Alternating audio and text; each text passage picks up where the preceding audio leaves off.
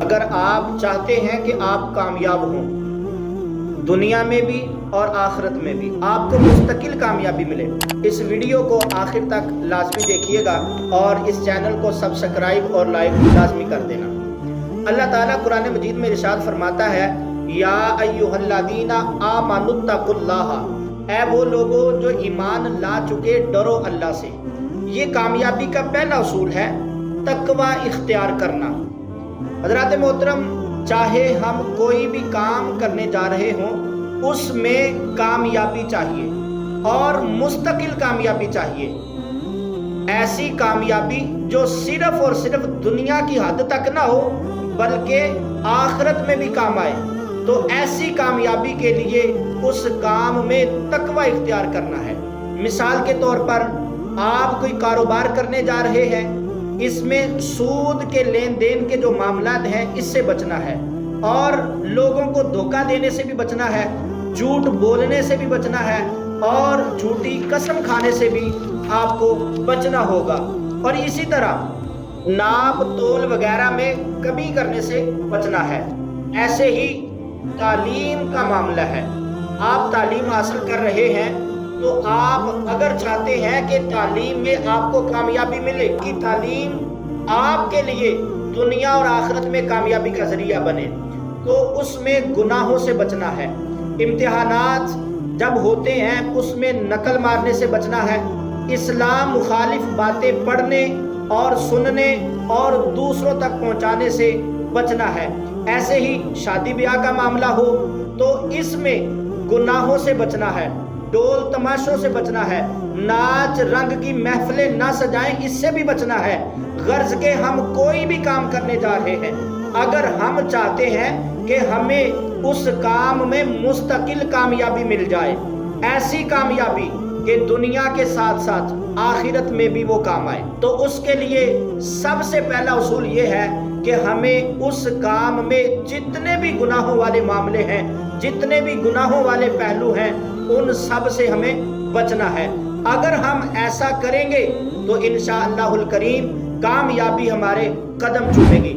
پھر اللہ تعالیٰ اس میں ارشاد فرماتا ہے، وَابْتَغُوا إِلَيْهِ الْوَسِيلَةَ، اور تلاش کرو طرف اس کے وسیلہ۔ یہ کامیابی کا دوسرا اصول ہے، اللہ پاک کے حضور وسیلہ تلاش کرنا۔ یہ دنیا جو ہے یہ دار الاسباب ہے، اللہ پاک نے اس دنیا کو بنایا ہی ایسا ہے کہ یہاں کوئی بھی کام جو ہے یہ بغیر وسیلے سے نہیں ہو سکتا۔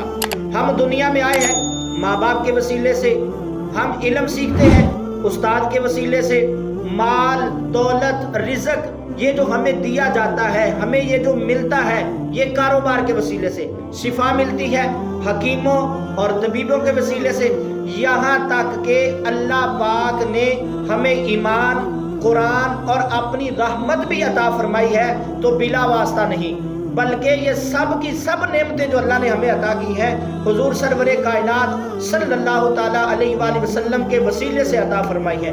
غرض کہ اس دنیا میں کوئی بھی کام جو ہے یہ بغیر وسیلے سے ہوتا ہی نہیں ہے، کیونکہ اللہ تعالیٰ نے اس دنیا کو دار الاسباب بنایا ہے۔ کسی صاحب نظر کی مجھ پر نظر پڑ جائے اور لمحہ بھر میں میں دنیا کا کامیاب ترین انسان بن جاؤں، یہ صرف ایک خواب ہے، یہ صرف ایک خواب ہے۔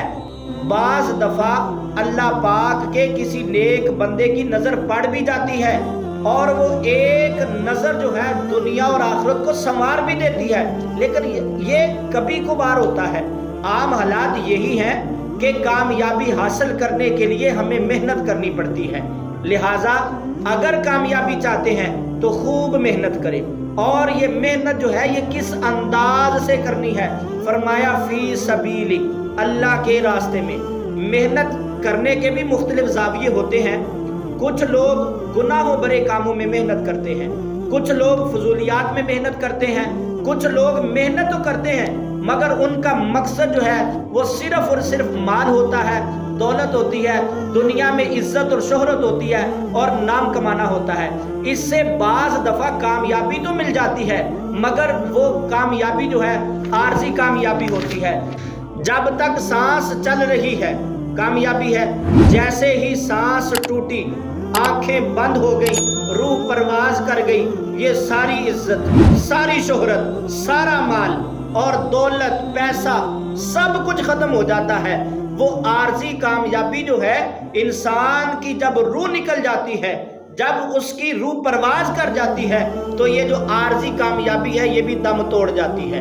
अगर आप कामयाबी चाहते हैं और मुस्तकिल कामयाबी चाहते हैं तो मेहनत करें, जरूर मेहनत करें, मगर ऐसी मेहनत करें जो रब्बे करीम के रास्ते में हो। इस मेहनत में नीयत अच्छी हो, दिल में इखलास हो, अल्लाह पाक की रज़ा मकसूद हो, दिल में फिक्र आखिरत हो, जन्नत में जाने का शौक हो, फिर आप मेहनत करेंगे, अच्छे कामों में मेहनत करेंगे, दुनिया और आखिरत में भलाई दिलाने वाले कामों में मेहनत करेंगे। जब इस अंदाज पर फिक्र आखिरत के साथ, अच्छी अच्छी नीयतों के साथ, दिल में इखलास रख कर आप मेहनत करेंगे तो इंशाअल्लाहुल करीम ऐसी कामयाबी नसीब होगी जो दुनिया ही नहीं बल्कि कब्र व हशर में भी कामयाब आएगी। ये कामयाबी के जो मैंने 3 उसूल मैंने बयान किए हैं, अल्लाह करीम हमें इन 3 उसूलों पे कारबंद होने की तौफीक नसीब फरमाए। आमीन बिजाहि नबीजिल अमीनिल करीम सल्लल्लाहु ताला अलैहि व आलिहि वसल्लम।